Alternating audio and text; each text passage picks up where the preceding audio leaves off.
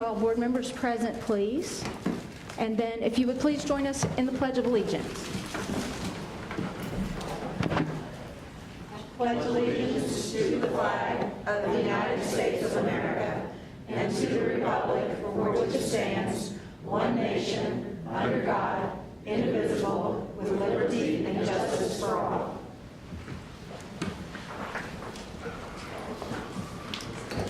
Thank you. And so tonight we will start, we have some board salutes, some folks to recognize. Dr. Harris? Sounds good. Thank you, Mrs. Gilkey. In 2010, Louisville Business First launched its Healthiest Employers program to highlight local companies who offer initiatives aimed at promoting the wellness of workers. While a growing number of companies offer some type of employee wellness program, Louisville Business First honors employers that have gone the extra mile to foster a fitter workplace. Congratulations to the district for being one of 19 companies honored with the 2017 Healthiest Employers of Greater Louisville Award. Greater Clark County Schools was the only school district to receive the award. The board salutes the GCCS Insurance Committee for their leadership to ensure our wellness initiatives are effectively implemented, such as the district's Health and Wellness Center for Employees and Dependents.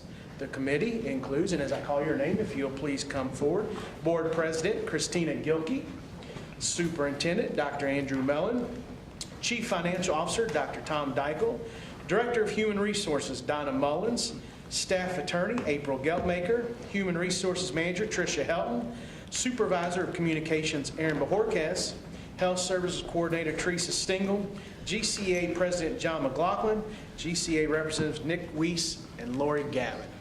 All right. So, good work. Congratulations.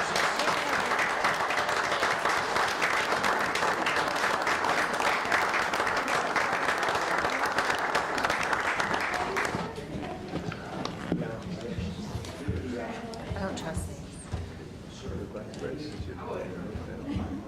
I can't see anything. It's all black. He's supposed to be outside. Hey, if you don't mind, the insurance committee, from the time I first came on board as superintendent, the insurance committees existed long before I ever came in. So that was a good idea that someone else had. And yeah, I appreciate it. So I'm just here to say that I can't take any credit for it. But I will tell you that the insurance committee, and Dr. Deichel is not able to be here tonight, Tricia Helton isn't here, Teresa Stengel's not here. But this is a group of people that, you know, when it comes to insurance, we are all on the same page. I mean, it doesn't matter what your job classification is, insurance, health insurance, and benefits, and the wellness of our employees is vital across our entire corporation. So the fact that you have these individuals, we meet, we talk, we discuss, we're always trying to figure out what the best possible avenue is to help make sure we're doing good things for our employees. I mean, it's great for that effort to be recognized in such a big way by Business First. And to be the only school corporation to be recognized, that's outstanding, but it wouldn't be possible if it wasn't for the fact that you have a lot of people that represent our entire school corporation that are looking out for the 1,400 plus employees that we have. So I want to thank the insurance committee for your leadership and your dedication, because without them, there was no way that we'd be recognized for this award. So thank you.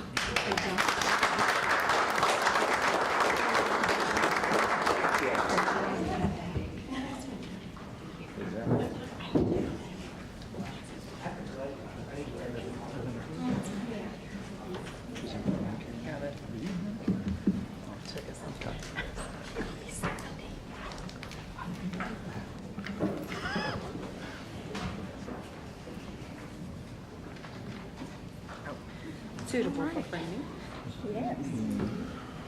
That might be my first certificate. Makes me happy.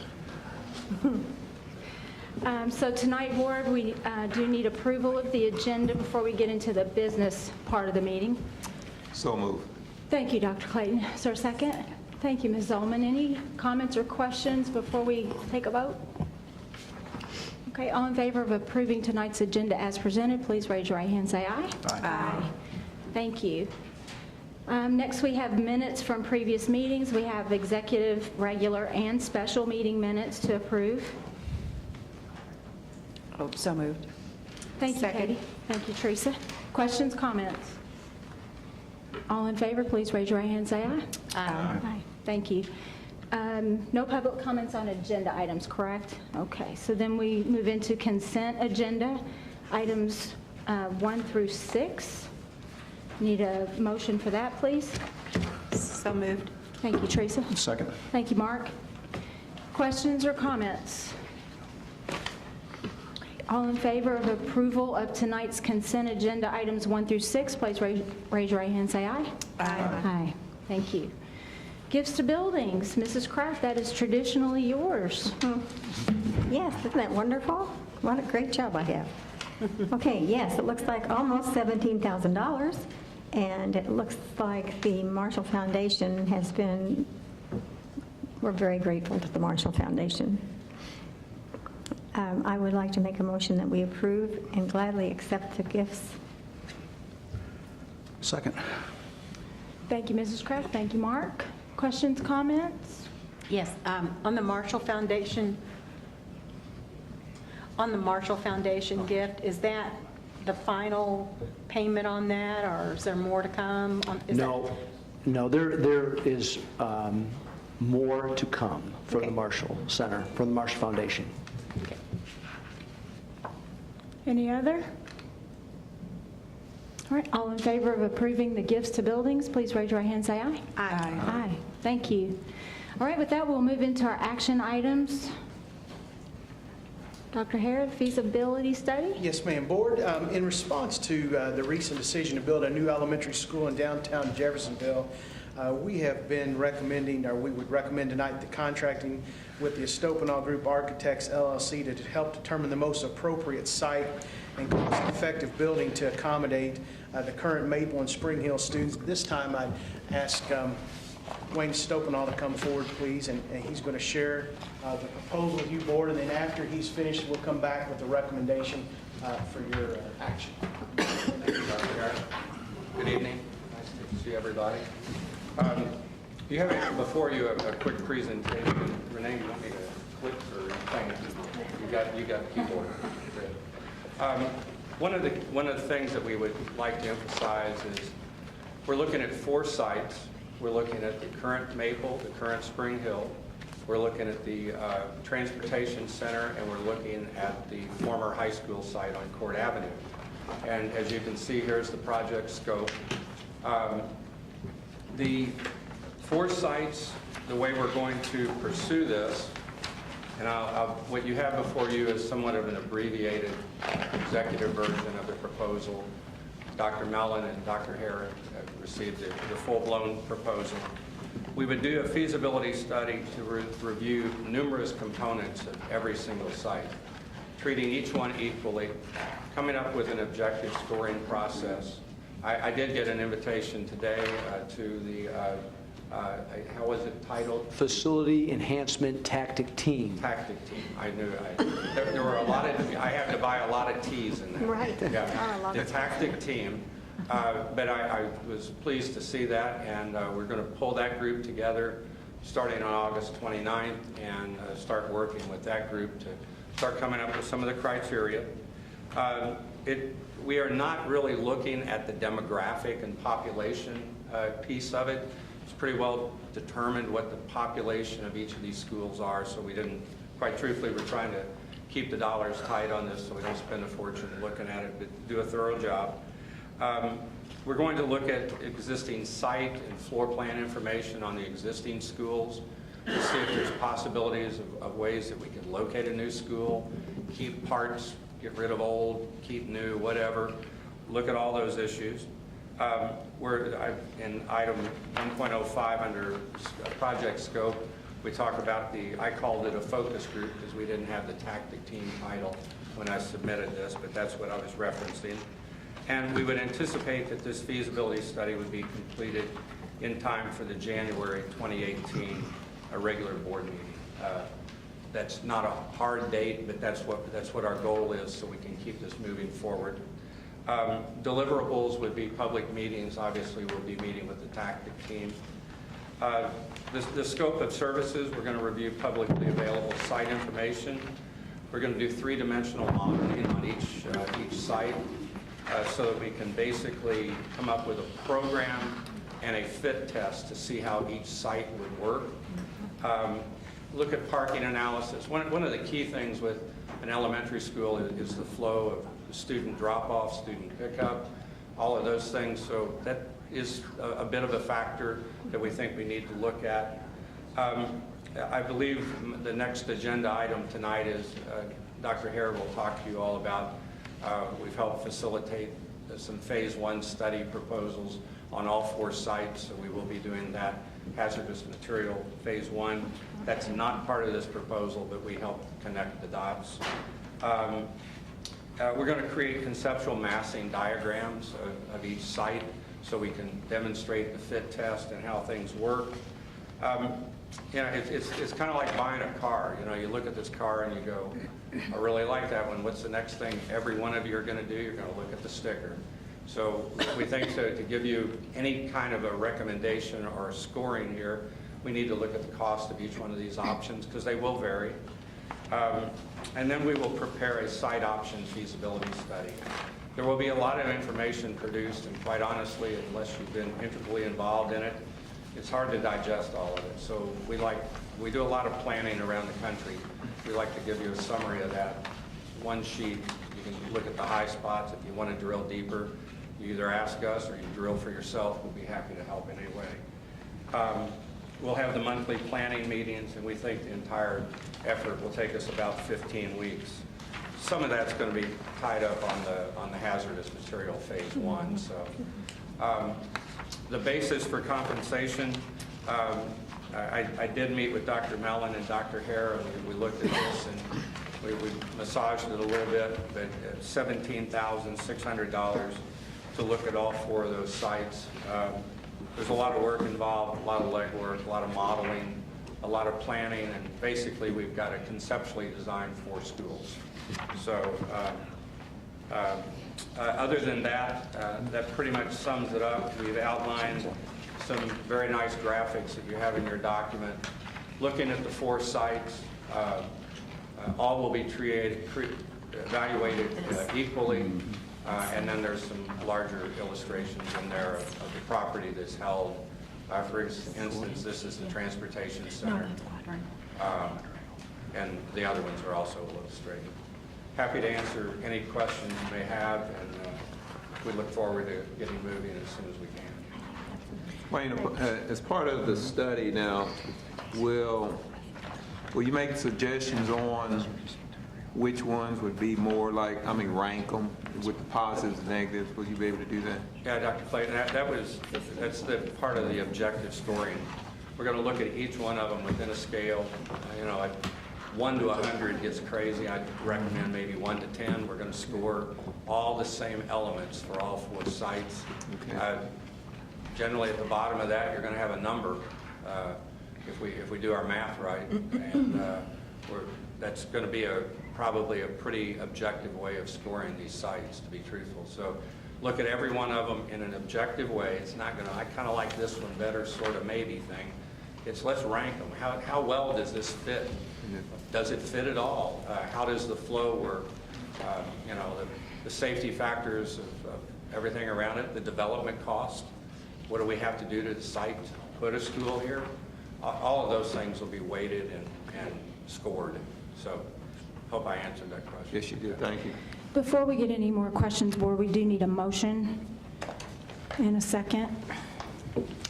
Motion to approve. Thank you, Mark. Second. Thank you, Teresa. Other questions or comments?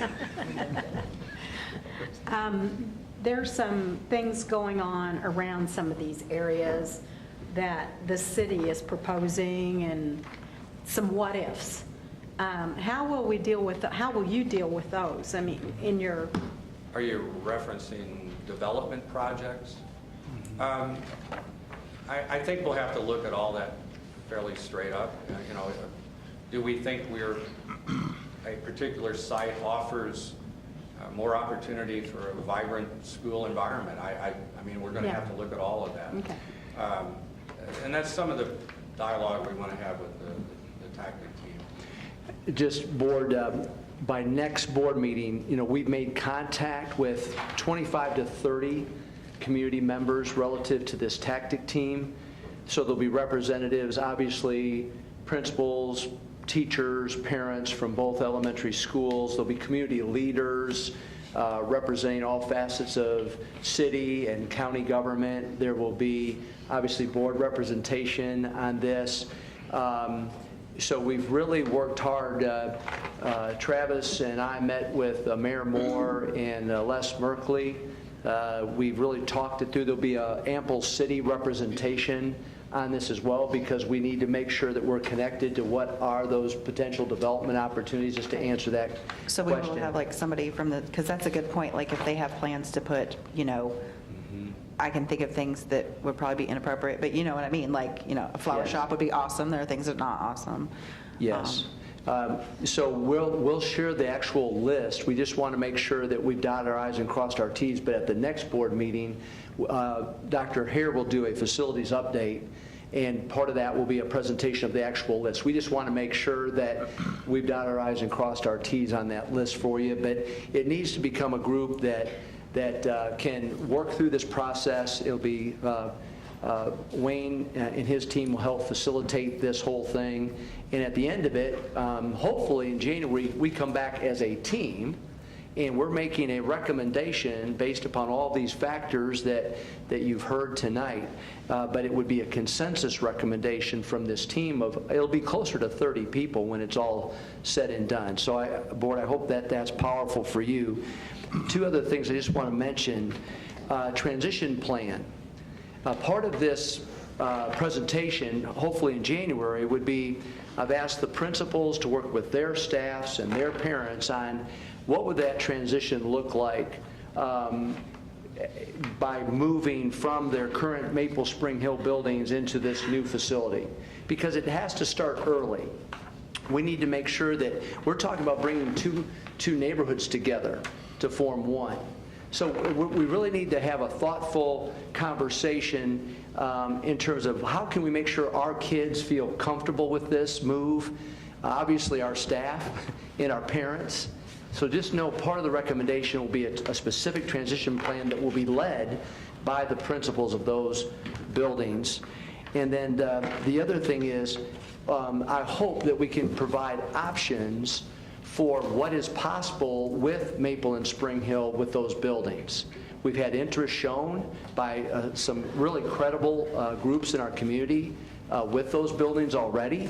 But Board, I would hope that we would be able to bring forth recommendations as to potential organizations that are ready to commit to those facilities. Because if I live in those two communities, I'm sure that I'm concerned about losing the school for sure, but I want to know what's going to happen with the school. And the last thing is it mentions in your board documents the pay for this. The feasibility study is $17,600, and we'll use rainy day funds initially to pay for this feasibility fee. Remember, we have done a good job, Dr. Deichel and a lot of people, transportation operation, and we've been able to grow those rainy day funds a little bit, and this is for that kind of a purpose.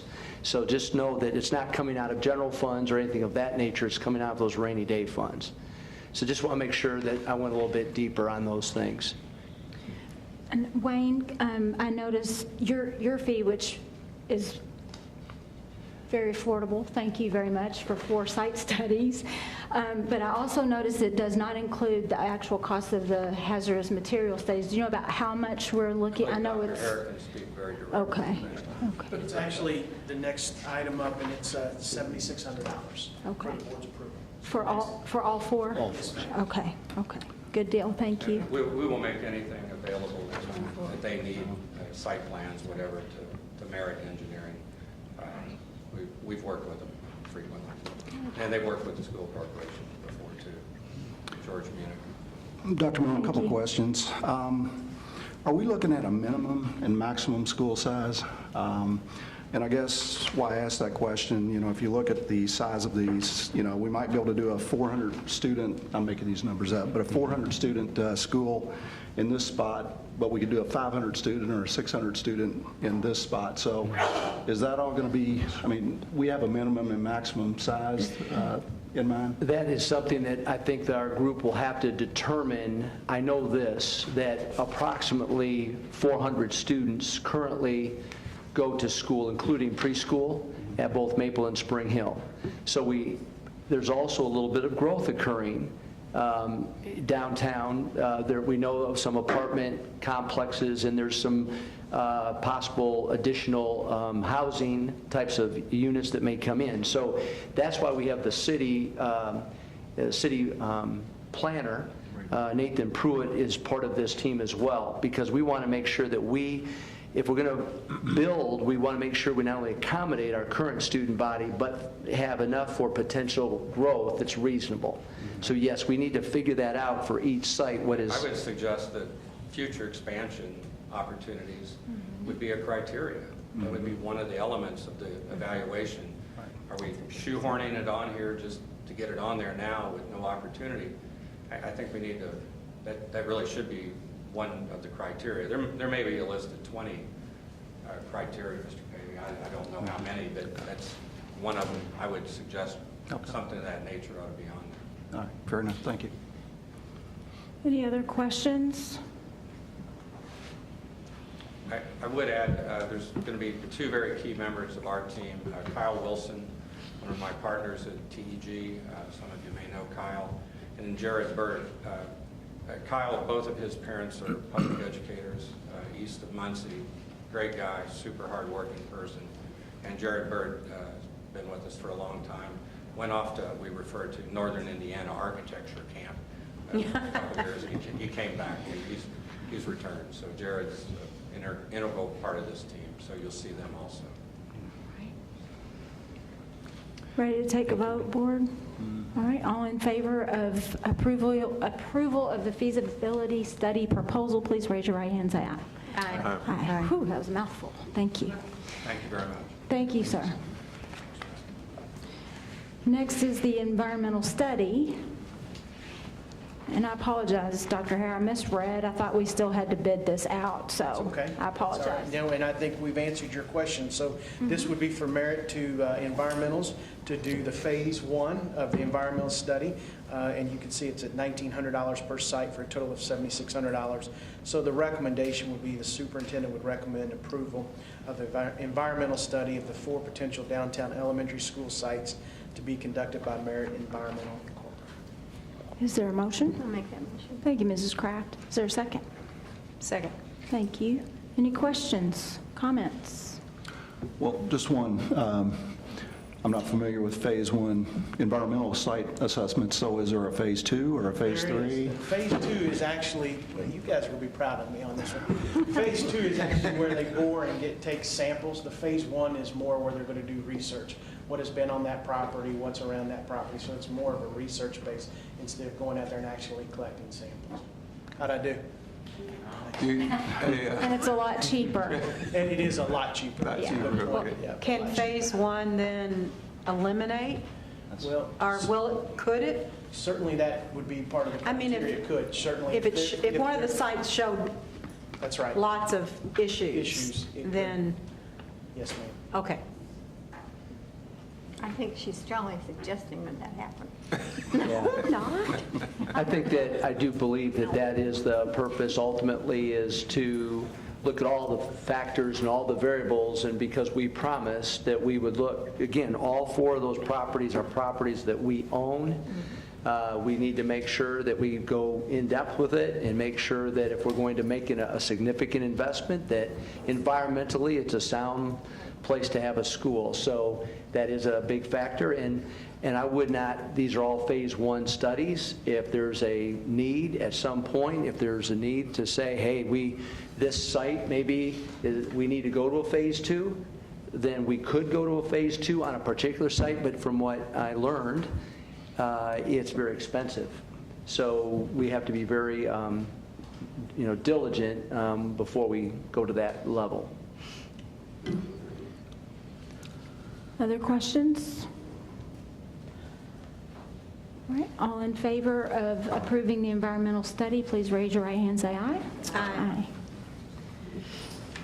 Next is some more information relative to our building projects at Charlestown Middle and River Valley Middle, and that's the TRC. Yes, ma'am. Board, you're very much aware that as part of the design build at River Valley Middle School and Charlestown Middle School, part of that is the technical review committee, and we've talked about that in theory, and now it's time to actually name that group. It is made up of voting and non-voting members. It is downloaded for your review as to who would be on that committee. Again, trying to have a cross-representation of both communities. We've involved principals, parents, teachers. We've spoken to the mayor's office in both locations to come up with that TRC, and really feel like this represents the process. So at this time, the recommendation would be to the superintendent would recommend the approval of the proposed members of the technical review committee for Charlestown Middle and River Valley Middle School, the renovation projects. Okay, is there a motion? So moved. Is there a second? Second. All right, thank you. All questions or comments? I'm glad to see Mrs. Kraft on there, because you've been through this a time or two, haven't you? Yes. Yes, ma'am. She's good with a hammer, too. And maybe a little nostalgic since you were on the board when those schools were built. Right. Yeah. Right.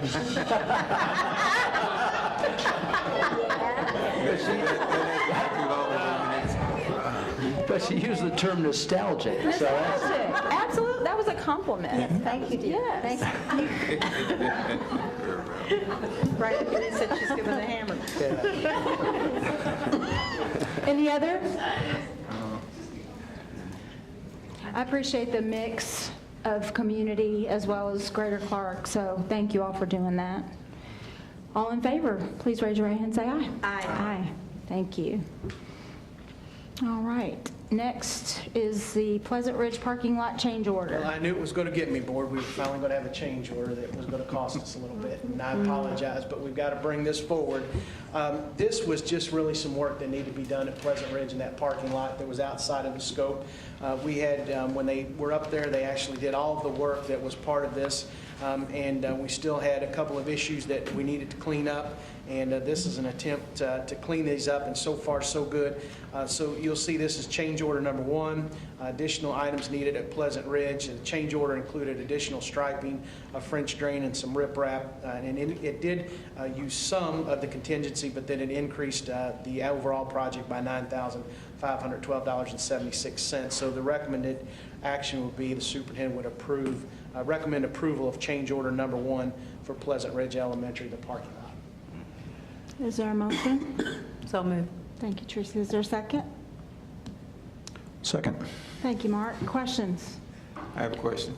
Travis, in the back and where the buses go, and I think there's some part, have they figured out how to alleviate the flooding back there when it rains? Actually, Dr. Clayton, we are, yes, making some pretty good progress on that. Last year, we actually cleared that, I don't know if you've been up there recently, but we cleared that entire area, and then they have rerouted some of that drainage along the side of the city. It's working in conjunction with us. There were a couple little snafus from folks that had kind of encroached on some property lines that we had to move some things back, but it is improving up there, yes. Okay, so in the last rains that we've had heavy, has there been flooding? No, the water has been able to Draining. dissipate. It is better. Thank you. There's still some room for improvement, though, I will tell you that. This, it says at the bottom that the balance remaining in the contingency allowance is 0, is that correct? That's So right. we've used all the contingency? That's right, and it's So- $9,000 over. Okay, So it's going to cost us more than the original project. but no more than the contingency allowed? Right. $9,000 over the contingency, yes. Okay. It was just work that we just didn't foresee. The original scope of the work was twice what we actually. I'm just had. trying to understand how to read these Yeah. reports. Thank Gotcha. you. So the individuals that were working on it didn't understand there was flooding problems, or is there just something that's different? It was something that was different. Just different, okay. When we scaled it back, we might scale back a little too much. We probably needed that additional drain. If you remember, one of the biggest issues we've had up there is several inches of rain in the parking lot as kids and parents and staff were trying to get in the building. And so I've appreciated what Dr. Hare has done, because it's a low-lying area to begin with, and everything drains from the properties right down into that area. And frankly, between what has been done in the back that Dr. Hare mentioned, and then the parking lot, the way it was structured, there were too many obstacles in the parking lot, and so the water couldn't find its way to the lowest spot. And so there was a lot of work done, but even when that initial work was done, we still found there was some water.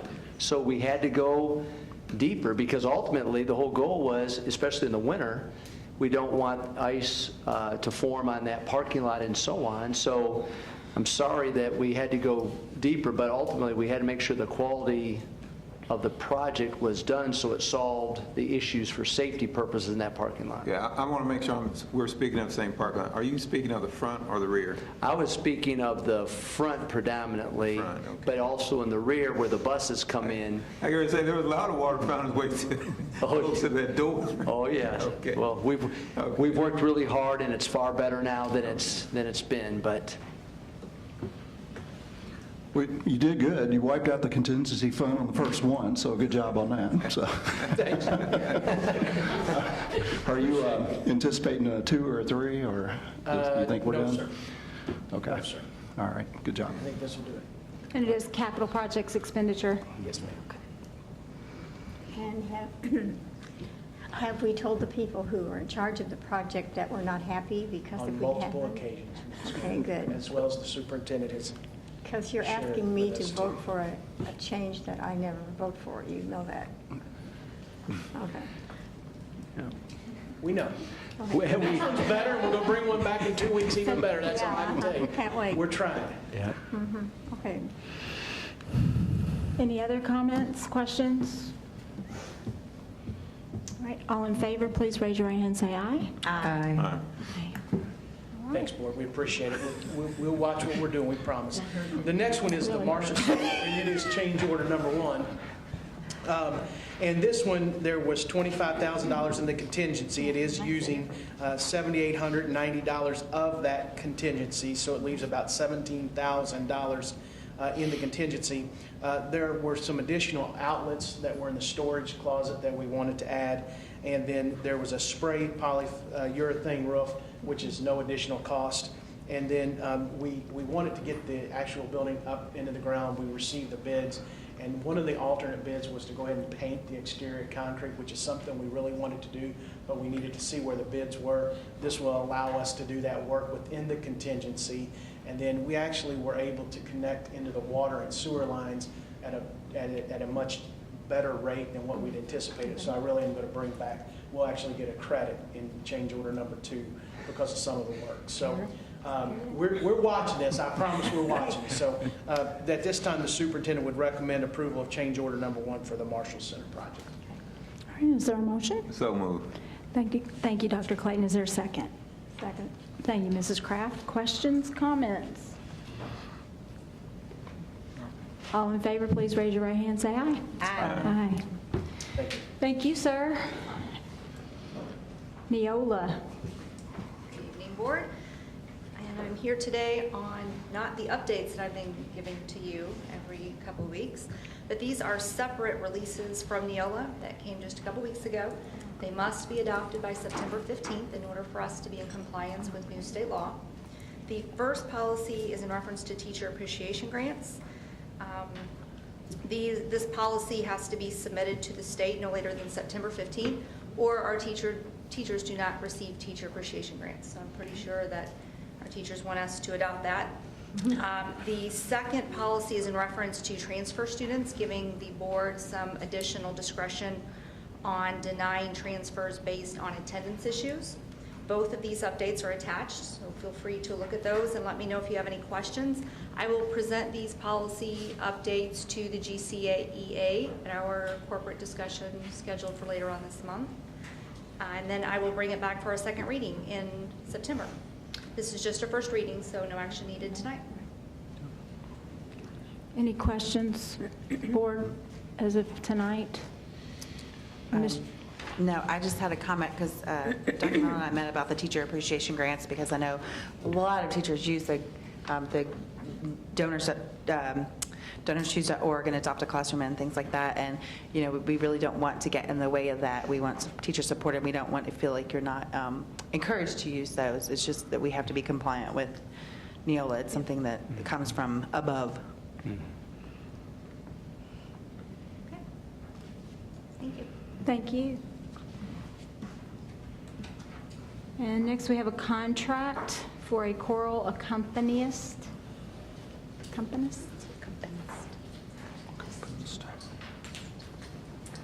Good evening. Tonight I would like to bring for your consideration the contract for a choral accompanist for Charlestown High School and also Charlestown Middle School. This is a renewal of a contract that started last spring, and it gives the choral director an opportunity to work more specifically with individual students and small groups of students while still having an accompanist there on site. And this is basically just an addition, basic renewal of the same exact contract from last spring, and April Geltmaker has approved the contract. So at this time, the superintendent recommends approval of the renewed contract with Sue Wrighthouse as choral accompanist for CHS and CMS. So moved. Thank you, Second. Teresa. Any questions, comments? All in favor, raise your right hand, say aye. Aye. Next, we have a 17-18 ISB-ISD contract. Yes, ma'am. This is a contract for us to provide transportation through our consortium to the School for the Deaf and the School for the Blind. We have a few students who require those services, and the state makes us responsible to make sure that we get them there safely. Is there a motion? Thank you, Mrs. Kraft. Is there a second? Thank you, Ms. Zellman. Questions? I have a question. Yes, sir. Now, is this bus, I don't have my computer, but the bus, is it actually come from Jasper and making a trip all the way? No, this is coming out of New Albany, and our first stop is at Prosser, and then right now, we're only doing 2 stops, but there are buses coming in from Jasper Okay. and from Scott County and from Switzerland County, and then they all come in and meet up with us at Mary Ann's. I was just thinking, somebody's going to be on the bus a long time. Yeah, no, Okay. right now we make a straight shot. We used to also have some additional stops, but we don't need them currently, so it's kind of working out. Everybody makes sure that their kids get there on time. Any other questions? All right, all in favor, please raise your right hand and say aye. Aye.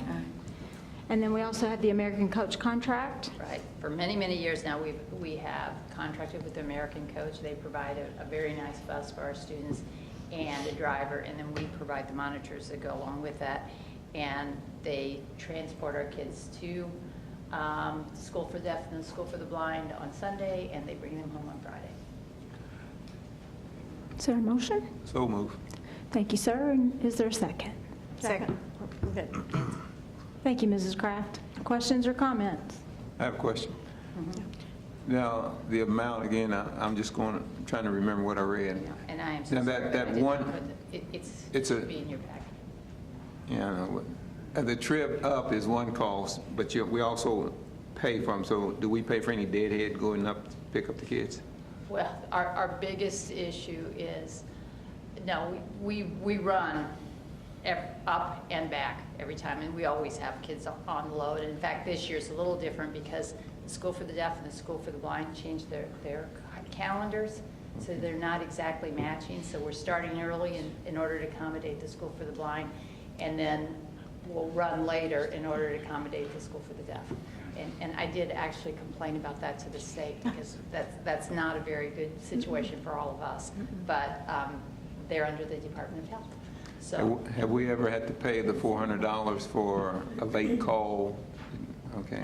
no. The only other problem we run into, Milt, is snow days. And then we all hustle because if the weather's bad on Friday, Right. getting up there, then we've got to figure out another way to do things. But they've always been very amenable in terms of working with us. Okay, thank you. And I think you may have answered this before, but, or I've heard it somewhere. The fact that we can't use Louisville's facility is because it's in a different state? Right. That's correct. In order to access that school, you'd have to be a resident of that state. Okay. And occasionally, somebody gets in there or figures out a way, but overall, Okay. we can't access it. Seems a shame. It is. Just And- across and the is it- bridge. If Indianapolis is full, is that, sometimes will they approve them to go to Kentucky? I've never run into a situation where they were full, so I can't really answer that. I just remember transporting some, we did transport some child over to Kentucky, but That was a very unusual circumstance. if You worked that one remember. out, okay. That was several years ago. Any other? All right, all in favor, raise your right hand, say aye. Aye. All right. Next is a contract, Judy Wortham, consultant. Judy, as you'll remember, Judy Wortham has been a contractor for us. She also was a teacher for us. She also was a school psychologist for us. And she's going to continue to do some testing for us, but she's going to do a lot less than she did. Last year, we had her contracted for 400 hours. We're going to reduce that to 125. But we are going to tweak her salary a little bit so that it's in keeping with our other certified contractors. So we're asking for that same $52 an hour. Is there a motion? So moved. Thank you. Is there a second? Second. Questions or comments? I have a question. You're on tonight, Milt. I don't have any notes, so I'll ask a question. If we contracted for, what did you say, 300 hours? It was 400. This year, 400 hours. 400 prior to that. Okay, so you're saying that we don't need those extra hours anymore? No, because you don't have your notes in front of you. You would know that. Must be another person coming on. We're going to actually utilize some different methodology for our identification purposes. Okay. And the state has said that's okay for right now. Okay, thank you. Any other questions, comments? I just would like to comment that I'm still grateful that my children had her as a teacher. She was just that good. She was that good. She is that good. She is She that good. continues to be that good. All in favor, raise your right hand, say aye. Aye. And then Laura Muncy, consultant. Laura Muncy, as you're aware, resigned at the end of this year. She had been our choice program coordinator and had decided that probably she was ready to stay home for a while. But in the meantime, we had lots of issues with our choice program in terms of having any staff. And by the time the year rolled around, we had no staff because one was out because of illness, another one had taken a job at another school in the library. So all of a sudden, we had no one and a program to get kicked off. And so Laura has graciously offered to come back. She wants you clearly to know she doesn't intend to come back on a regular basis. But we've just written this so she could stay for a while, but we're not sure how long that while is. But she's just going to help us get started. We always have someone every week out at Prosser talking with the Prosser teachers about the kids there with disabilities and making sure that their IEPs are being met. She also recruits businesses so that we have placements for our kids. So if you go to Zaxby's or some of the area restaurants, you're going to find that we have kids there that she has placed. So she does lots of good things. We're in the process of kind of revisiting that program and deciding how we can really coordinate that program with everything else that we're doing. So we're sort of taking a slow walk towards what we want to do for the coming years. Is there a motion? A motion. Second. Thank you. Thank you. Questions or comments? Doesn't Prosser still have a counselor for special needs kids for all of them that come Students with from? special needs. I'm not sure that they still have that specified, but we work with their counselors there. Okay, they We used work to with have their- one that, I guess we'll work with their new principal now, won't we? Any other? All in favor, raise your right hand, say aye. Aye. Aye. And Go Solutions. One last thing, okay, you guys. And then Isn't there a limit on how many she can? And this is just our Medicaid contractor, and basically for those kids who we are providing services to, that they get at school in terms of occupational therapy, physical therapy, speech, counseling, and/or transportation, we are able to bill back to Medicaid if those kids are indeed Medicaid eligible, and it doesn't interfere with their lifetime benefit. And so we use a contractor, we use Go Solutions. We've looked at other contractors, but we're pretty happy with them. So I think we would recommend to continue. Is there a motion? So moved. Is there a second? Thank you, Teresa Zolman. Questions or comments? So this company does all the gathering the information where you don't have to do that anymore? Well, no, we still have, oh no, Mel, we're still doing that transportation thing, and it's still crazy. But we're working on it. Ken's been trying to work on it a lot. But no, we do all the billing. I mean, inputting the data into the system. Okay. And then they do all the processing for us and submitting all the data, filtering it, make sure that all of our data is legitimate in order to get money back. Thank you. All the right codes? All the codes. Yeah. Yeah, and they change all the time. Mm-hmm. Any other? All in favor, please raise your hand and say aye. Aye. Aye. Thank you. Yes, ma'am. You're 7-0 tonight, Ann. Yeah, that's nice feeling, thank you. Property, casualty, auto, umbrella, and cyber liability insurance. Board, in the absence of Dr. Dykle this evening, I will share this with you. Our current property and casualty insurance expired on July 1, but coverage was not lost due to our discussion of our renewal package. And these Lukens asked for quotes for our insurance coverage from Hanover Insurance as well as Liberty Mutual. Hanover Insurance declined to quote, stating they could not compete with the low premium costs that Liberty Mutual quoted. So the consensus obviously is to stay with our current insurance company, Liberty Mutual, at their low quote of $654,145.38. This is a $48,878.38 increase over last year's premium. But if you look down below, in terms of the property piece of this, there was an increase due to property value increases. So that's a good thing that as assessed value has increased, so we do have to pay for that increase. The commercial auto, we have more buses that were added to that cost. I cannot explain the umbrella increase of $282, I'm sorry, but I could research that if necessary for you. And I'm learning.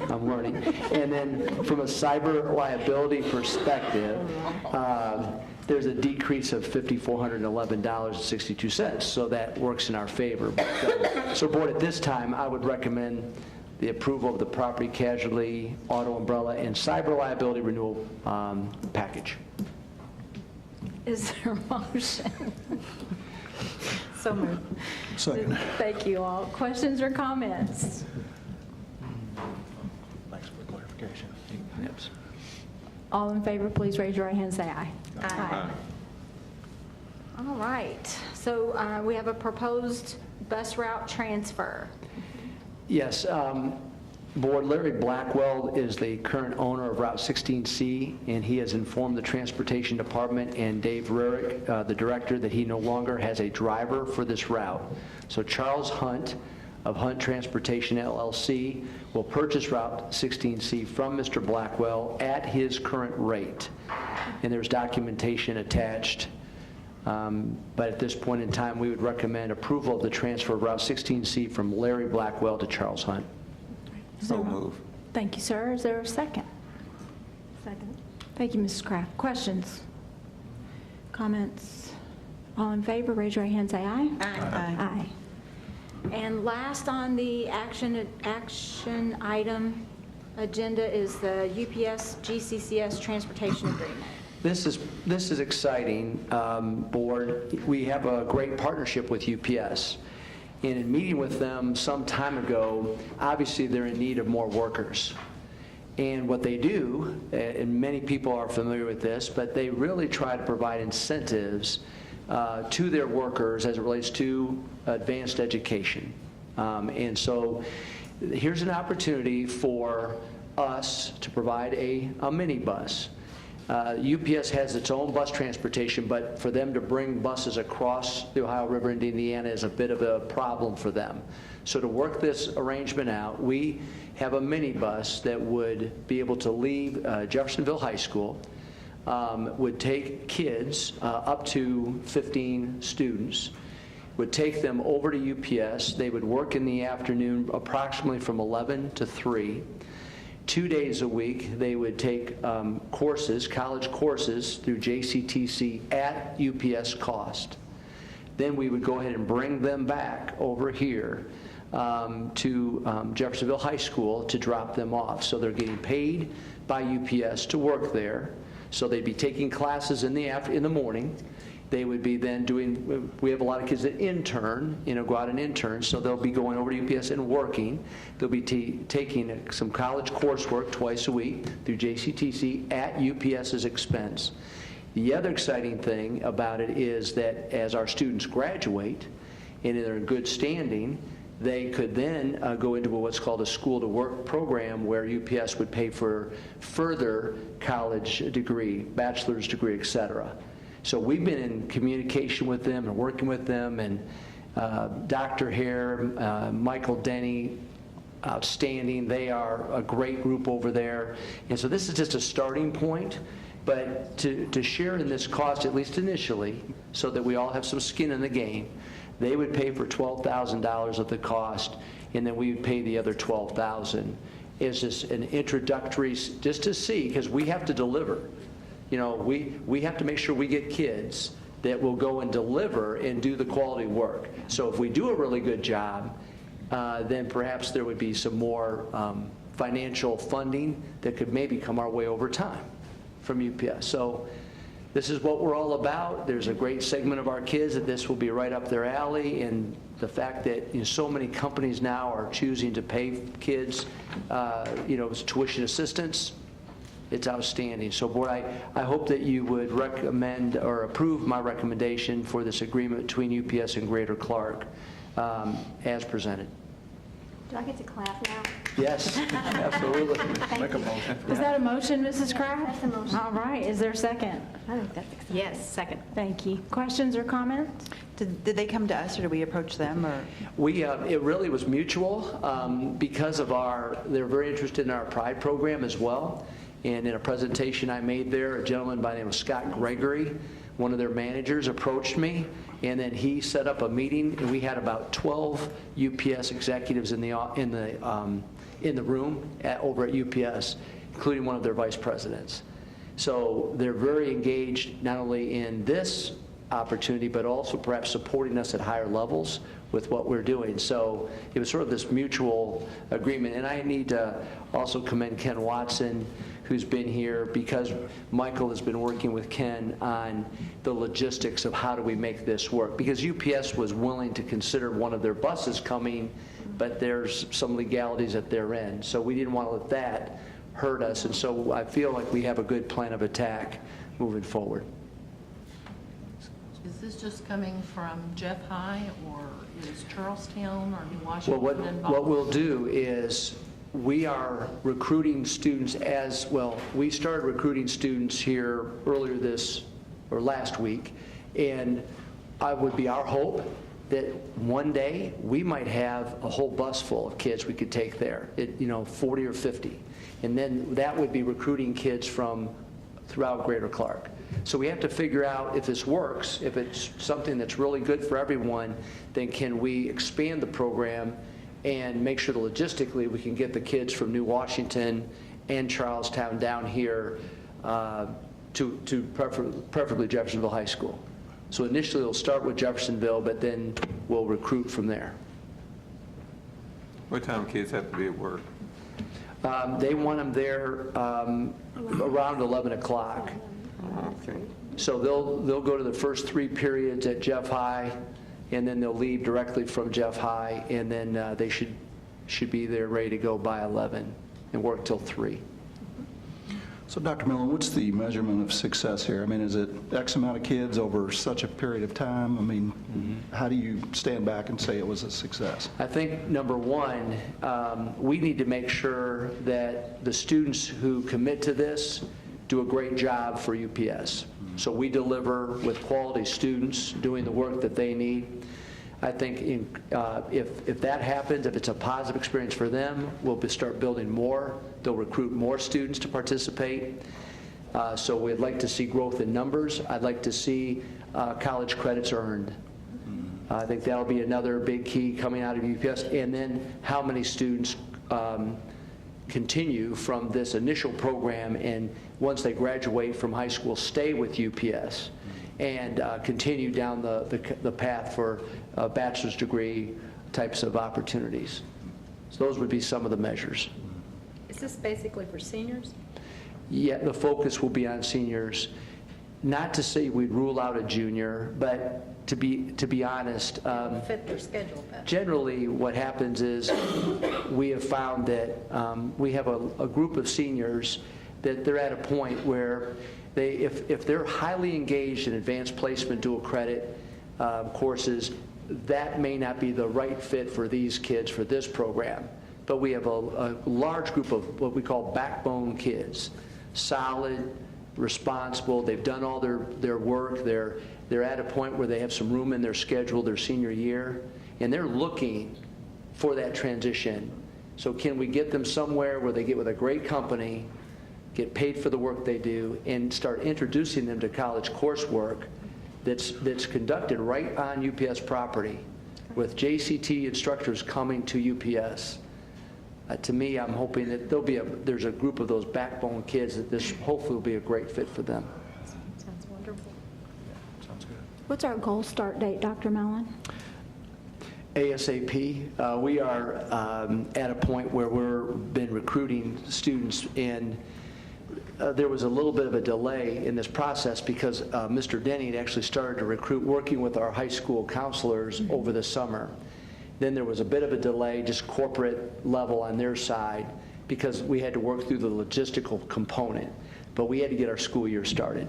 So now we're stepping back, identifying those students, getting schedules changed. So I would hope that by Monday, but I'll double check that date for you and let you know. Okay. So what kind of coursework will they be taking? Will they be taking freshman college courses? Through JCTC, Jefferson County Technical College. Right. So it'll be, I will check on that for you, but it could lead to an associate's degree level through JCTC. Okay. But I will report back to you on start date and also on the exact coursework. Because UPS, one thing that they don't care about, they just want to help kids and workers thrive. So they're willing to help pay for individuals' education, knowing that they may leave UPS. They walk away. I mean, it's not a commitment that if we go ahead and do this for you for X amount of time, that you'll work for us for X number of time. They're willing to roll the dice a little bit and say, we believe in our community, and we will go ahead and invest in these individuals, because even if those individuals don't benefit UPS, ultimately, they're going to benefit the region as a whole, which is a great mindset. Yes. Let me ask, now this is crazy, but do we get any breaks on the Riverlink tolls going across the bridge? I was going to say, if you did, I was going to paint my car yellow. So. Okay. I mean, it's not that much money running back and forth, but I was just wondering if... $28 for 4 trips. 4 trips a day. $7 it's $7 a trip. $7 a trip, and then we have a Riverlink pass account. And we don't have a count? Currently, we don't. We ought to get an account. We'll look into that. Thanks, Ken. Rate, Well, that's another thing too. UPS, I think that's another thing that, again, if we can deliver on the quality workers, then they'll keep investing more in us as well, is what I think is going to happen. But we'll look at that Riverlink pass. Yeah, because we wouldn't want the kids going all the way to New Albany, across Sherman, or going through town when you got the bridge is pretty easy to get across now. Any other questions or comments before we take a vote?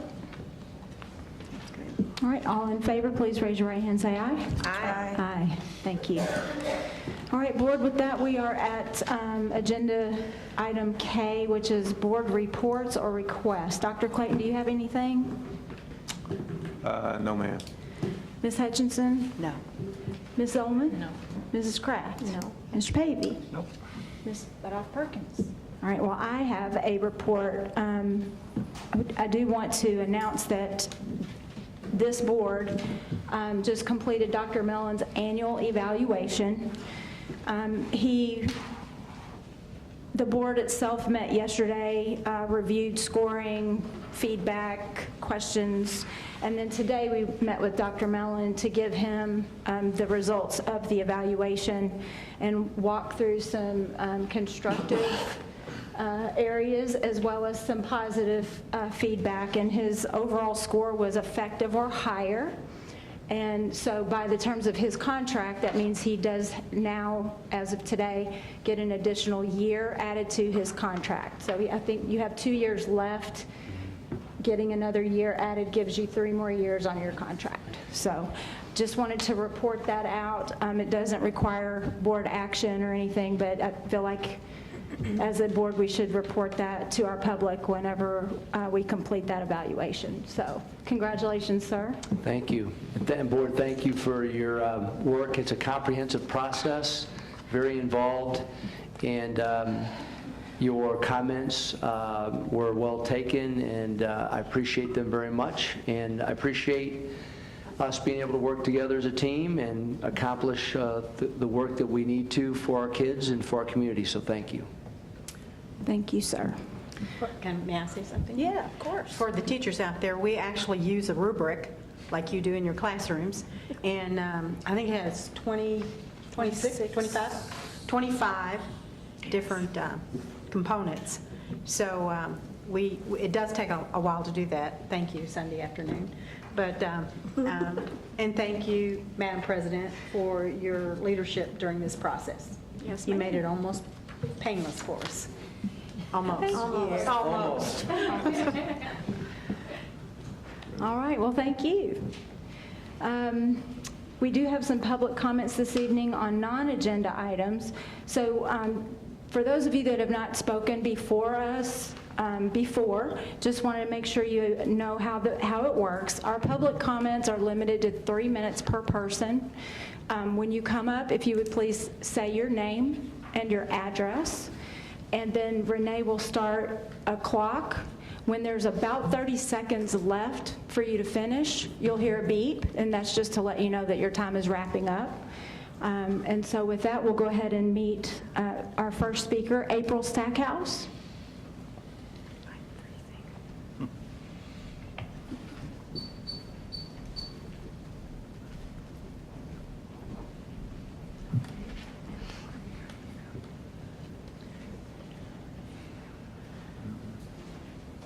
Welcome. Thank you. This is my daughter Angel. She goes to Jeff High. And we got the notice that the kids are not allowed to have backpacks.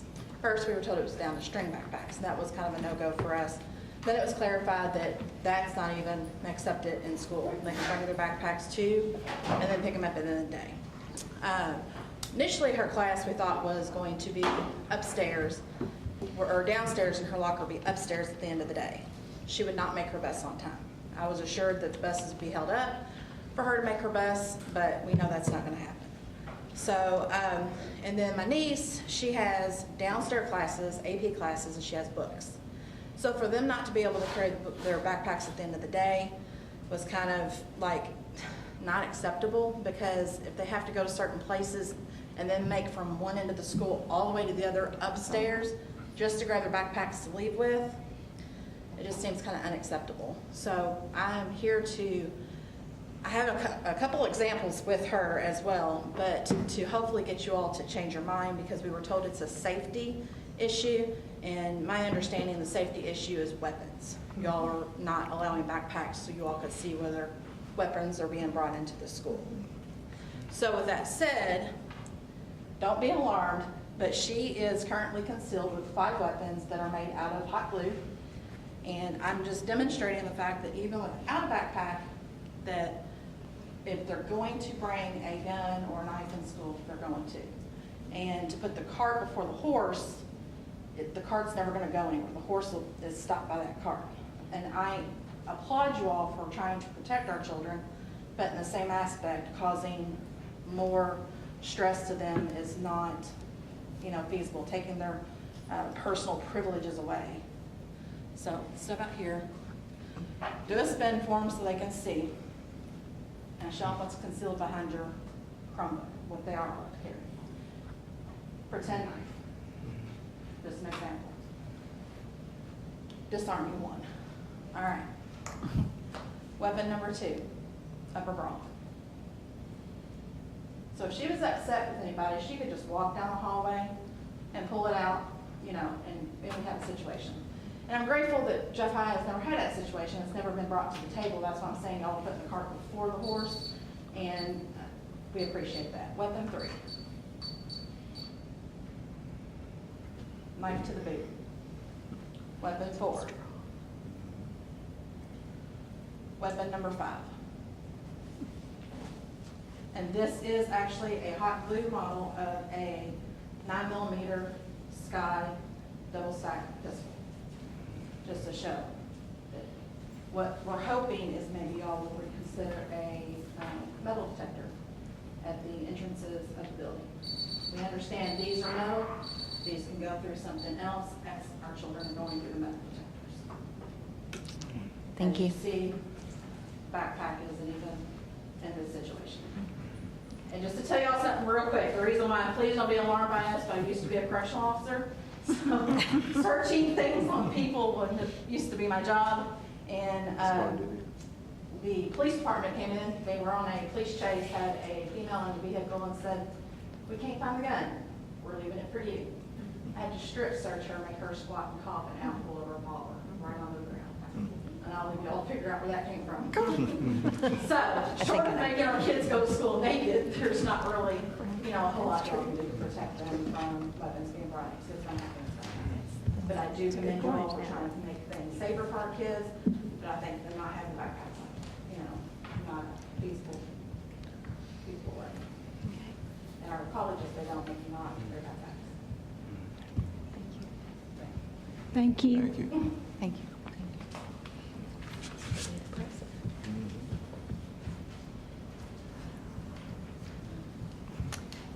Next is Amanda Hamilton. Is Amanda here? Okay. All right, and Ms. Stackhouse, just so you know, as a board, we don't normally address speakers, but we do give Dr. Mellon direction to follow up with you. Okay, so I just wanted to make sure you knew that. All right. And then last, John McLaughlin is set up to speak.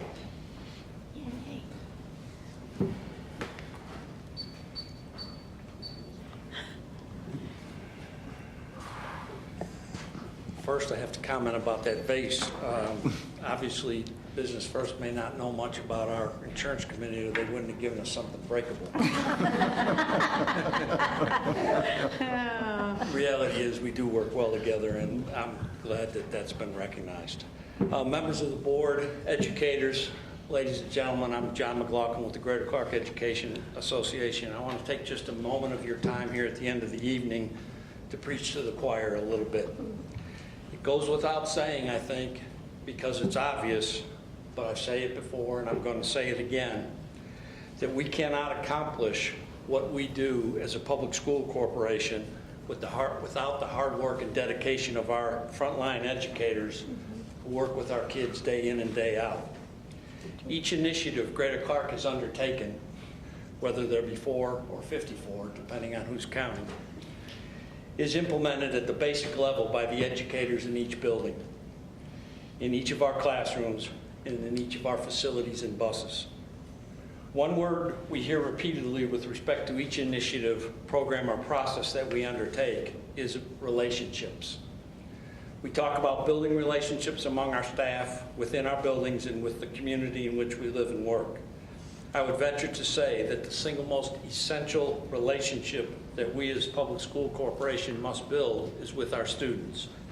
And each such relationship is built on the foundation is our educators. I want to propose to you that our educators excel at that job. I also want, to shout out about the efforts our educators put forth each year. It's difficult to quantify the effort that educators put into their jobs. but from a strictly quantitative view, your teachers have contracts, hours, and days. In addition, studies show that they put in up to 12 hours per week grading papers and prepping for class. Moreover, our teachers also in this district have recorded 11,657 hours of professional development time outside of their contracted days and hours. They have also put in almost 5,000 hours of service outside of contracted time. I bring these to your attention to think about now as we enthusiastically start a new year. I'm sure you share my enthusiasm for what our teachers truly do. I ask you to keep that in mind as we go forward through this year. Support your educators, which is one of the best investments you can make in assuring that this district meets its goals. That is to assure that we truly give 100% effort in meeting the academic and behavioral needs of each student. I ask that you approach this year to looking to make your educators and the work they do less complicated and even more rewarding, both intrinsically and extrinsically. Thank you. Amen. Thank you.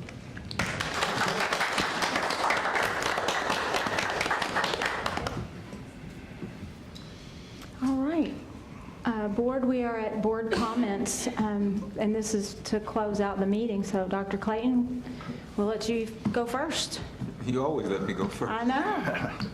I really don't have a comment at this time. Okay. Ms. Hutchinson? No, thank you. Ms. Zolman? Mrs. Kraft? Since it's already printed out, why can't we just take this UPS contract and give just that, it's already written, to the evening news and see if they might accidentally put it in? That'd be great. That'd be just really great. Yay! Thank you. All right. I expect to read that. Mr. Pavey? Nothing. Ms. Zolman? Ms. Betoff Perkins? I'm sorry. I know, we're both Teresa's. I know. Just wanted to say how enjoyable an evening I had last Friday at Maple Elementary. We had a family night, and they showed a movie in the gym, and everybody brought their blankies and their parents, and I got to serve hot dogs to everybody. So it was great fun, and I'd like to do it again. Sell hot dogs? No, I didn't sell hot dogs. Well, that's a good idea. No, I served hot dogs. Served hot dogs. Yeah, and I was pretty good at it. I bet. Well, I just want to welcome all of our staff back, and hope you had an enjoyable summer. Hope you got rested up. Hope you're ready to go. Dr. Mellon? It's amazing just how many days of school we already have behind us. And the school year, we're off to a good start. We have a lot of dedicated employees that are doing great work in every job classification, and that focus continues to be on kids and doing all the right things to help them. And we've got very dedicated, committed people doing all the right things, so I'm very proud of them for that. Also, there's been some questions about what are we doing for the solar eclipse. And we have purchased glasses for every student and staff member. You can't see anything. And I think I would just assume, yeah, they're being checked out. Let me just read this so I make sure it's accurate. This will be going out tonight to our staff members, and it'll be made public again as of now. So on August 21, our nation will experience a solar eclipse for the first time since 1918. The Great American Solar Eclipse will be visible on a path across the entire continental United States. While not in the path for a total eclipse, Clark County will be able to view a significant partial eclipse, 96%, where the majority of the sun will be covered by the moon. The eclipse will begin at approximately 12:50 and end at approximately 3:51 p.m. Due to the timing of the event, schools will be in session and dismiss at their normal time, with the exception of Jeffersonville High School, which will delay dismissal until 2:35 p.m. Teachers would come in 5 minutes later that day too, so, because they normally go 7 to 2:30, and so they'll come in at 7:05 to 2:35. Our concern there is obviously that's a prime time for this eclipse is really right at from like 2:29 to 2:32 is what we've been told. So attendance will be taken as normal, and students' absences will be excused with parental permission, but the absence will count against perfect attendance. So if a parent does want to take their child out of school, we will excuse it. They can make up work, but it does count against perfect attendance because we will make sure that all the schools will have the freedom to be able to either take kids out with parental permission so that everyone understands the need to make sure those glasses are on or so on, or within the classrooms themselves through different activities and so on. But that is the plan. We recognize that this is an amazing educational opportunity for our students and understand this is a once-in-a-lifetime experience, and the safety of our students and staff is always our top priority. And in order to safely experience this event, the district has purchased the Eclipse Safe Viewing Glasses. Homemade filters and ordinary sunglasses, even the darkest ones, are not safe for looking directly at the sun. Because of the safety concerns, a parent or guardian will need to complete the following release or waiver for their student to participate in a school classroom eclipse type of activity. Students without a signed waiver will view televised coverage or complete an alternative activity from inside the school building during the eclipse. So this notice will go out through our schools to all parents. I know there's been a lot of questions being asked, but we wanted to make sure that we could get the glasses in first and foremost. And they have arrived, as you can see. And so we think that this is the best way for us to address this issue. Just want to make you aware of that. Okay, great. Thank you. Thank you. Maybe outside, will the kids have an hour, or they just go out for 2 minutes, or? Right now, we're going to leave it up to the buildings and the teachers in those buildings to sort of discuss that. We'll make sure that I don't see them being outside for a prolonged, period of time. But what we've been told is from 2:29 to 2:32 is the primary, like 96%. So I think that would be a majority of that time that people would actually be outside. I don't see them out for an extended period. But the schools will come in. That Louisville are also going to be dismissing their kids all night because of it. Yeah. Yeah, I think we're going to be very smart with the amount of time that we allow. We want kids to enjoy the experience safely, but I also don't think they need to be out for the full length of the entire process. So we'll let our teachers and administrators figure out the best way to handle that. Thank you, Board, for everything. Appreciate your help and your support. And Board, before we adjourn, Katie, your mom has not been at work recently. I just want to say we hope that she's recovering and she'll be back soon. Yeah, she'll spend the night tonight. She'll be out the rest of the week, and we'll be back hopefully Monday. Okay. Thank you. We're praying for her. Thank you. You're welcome. Need a motion to adjourn, please. Motion to adjourn. Thank you. Is there a second? Second. Any last comments or questions? All right. All in favor of adjournment, raise your hand, say aye. Aye. All right. Good night. Oh.